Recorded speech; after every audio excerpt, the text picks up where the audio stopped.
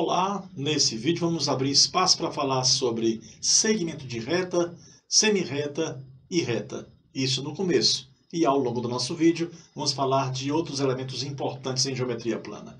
Vamos então começar aqui a falar do segmento de reta. Temos aqui o ponto A e o ponto B. E este pedaço de reta tem exatamente extremidades em A e em B. Numa definição um pouco menos formal, eu poderia falar simplesmente que segmento de reta é uma porção limitada de reta. Alguns preferem falar assim, ó, é uma reta que tem começo e tem fim. Tenha cuidado com essa definição, que a priori dá a ideia de facilitação da coisa, mas quando chegar em algumas provas mais detalhistas, essa informação fica errada. Mas se você compreende de um modo mais claro e vai saber fazer as ressalvas necessárias, pode pensar assim: é uma reta que tem começo e tem fim. Que na realidade não é bem isso, mas é uma porção limitada de reta. Aliás, entre segmento de reta, semirreta e reta, vamos utilizar com a frequência quase que igual a 100% o segmento de reta. Durante nossas aulas de geometria plana, tu vais entender por quê. Então, como é que eu poderia representar isso? Desse modo, segmento de reta AB. Ora, mas se começou em A e terminou em B, isso é uma questão de você visualizar do jeito que você quiser. É uma questão de posicionamento. Pode começar em A e terminar em B, ou começar em B e terminar em A. Quer dizer, então, que se você representar desse modo, não está errado. Porém, se eu quiser representar a medida do segmento AB, eu posso colocar simplesmente assim, ó, AB. Então, vamos imaginar que isso aqui meça, sei lá, 5 metros. Esteja representando 5 metros. Então, eu colocaria o quê? Medida de AB é igual a 5 metros. Aí, nesse caso, eu estou me referindo à medida. Então, não precisa colocar aqui o traço em cima. Se eu estiver me referindo ao segmento, bom, está aqui o segmento AB. É uma coisa. Medida, tamanho desse segmento, eu poderia representar sem esse tracinho em cima. Professor, e o que seria a semirreta? Já a semirreta, ela vai ter o ponto de origem, né? O ponto de partida, mas não vai ter o ponto de chegada. Olha só, ela começou no ponto A, vai passar por infinitos pontos, inclusive o ponto B, e segue nessa direção aqui, ó. Então ela vai ter começo, mas não vai ter fim. Então como é que seria a representação da semirreta? Eu colocaria assim, ó, semirreta AB começou em A, passou em B e continua. Aí, neste caso, se eu colocar o B primeiro, o A depois e uma setinha indo de B para A, aí vai estar errado, porque a semirreta AB começa em A, não começa em B.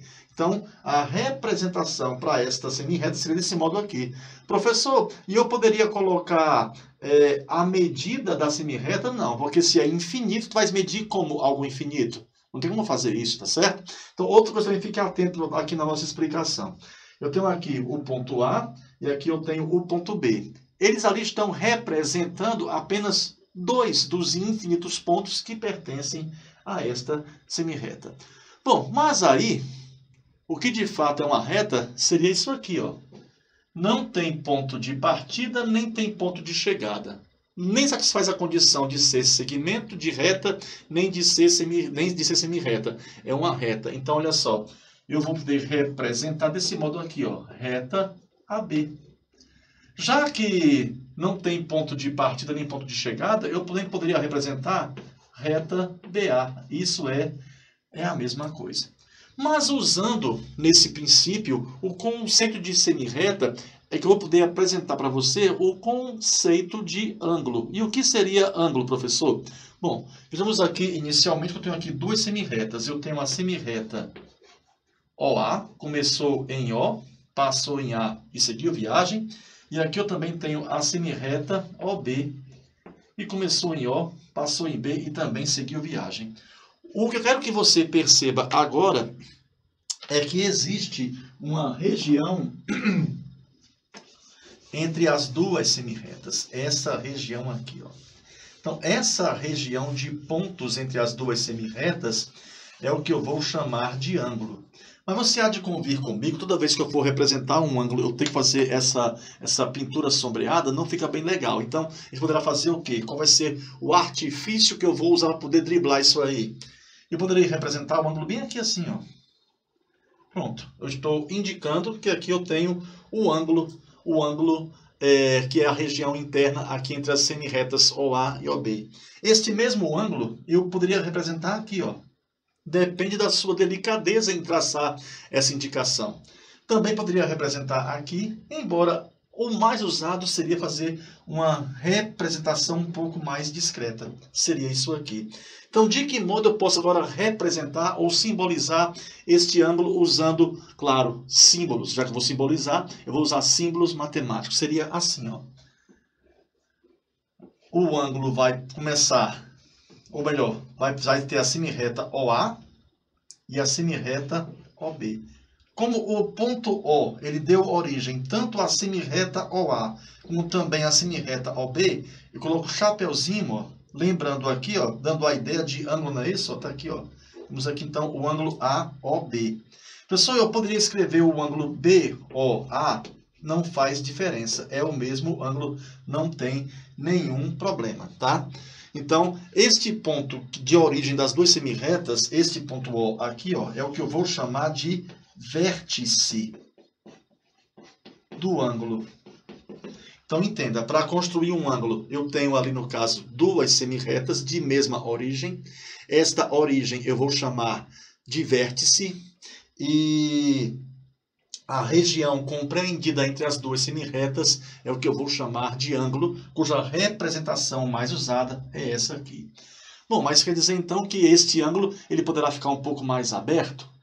Um pouco mais aberto, bem mais aberto, ou um pouco mais fechado? Então, o que é que vai determinar a medida de um ângulo? Vamos primeiramente conhecer quais são as medidas, aliás, as unidades de medida de um ângulo. Bom, eu vou apresentar para você hoje a unidade grau. Durante o nosso curso, vou também te apresentar a unidade radiano, mas isso vai ser para um outro vídeo. Então, o que seria então a representação de um grau?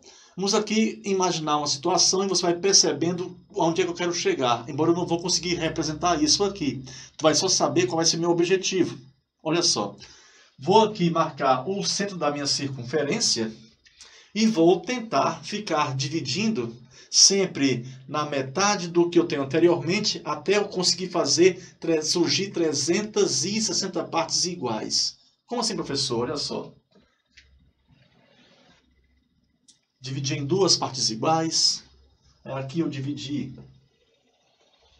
em 4 partes iguais. Se aqui eu fizer este pedaço de reta e este aqui, dividir agora em 8 partes iguais. A minha ideia era ficar fazendo esse procedimento até eu chegar a ter 360 partes iguais a essa aqui, ó. Seriam 360 ângulos, embora aqui eu não estivesse usando semirretas, né? E sim segmentos de reta, já que teria o princípio e teria o fim aqui, ó. Teria o começo e teria o fim. Mas a ideia é a mesma.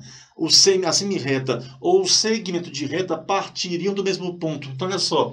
Quando eu pegasse e dividisse a minha circunferência aqui em 360 partes iguais, aí eu pegando uma das 360 partes, é o que seria, é que representaria o meu grau, tá certo? Então, isso aqui quer dizer o quê?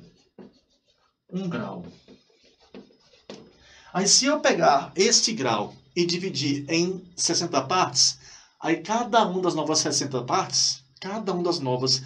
partes, vamos ter um minuto. Ou seja, em 1 grau vão caber 60 minutos. Eu peguei o grau e dividi em 60 partes iguais.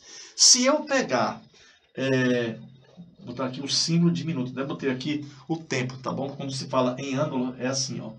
Botei aqui o tempo, mas não é o tempo, né? Medida em ângulo. Então, olha só, 1 grau equivale a 60 minutos. Aí, se eu pegar cada minuto desse e dividir em 60 partes iguais, cada uma das partes do minuto vai corresponder ali, ó, a 60 segundos. Entenda, peguei 1 grau, que já era bem pequeno, invisível a olho nu, e dividir em 60 partes iguais. Cada uma das partes é 1 minuto, que é bem menor do que o grau. É um dos submúltiplos do grau. Peguei esse minuto e dividi em 60 partes. Olha, se em 1 grau eu tenho 60 minutos e em 1 minuto eu tenho 60 segundos, quer dizer o quê? Que em 1 grau eu tenho 60 vezes 60, 3.600 segundos.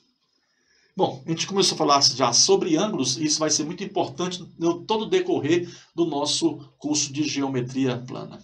Bons estudos e até o nosso próximo vídeo.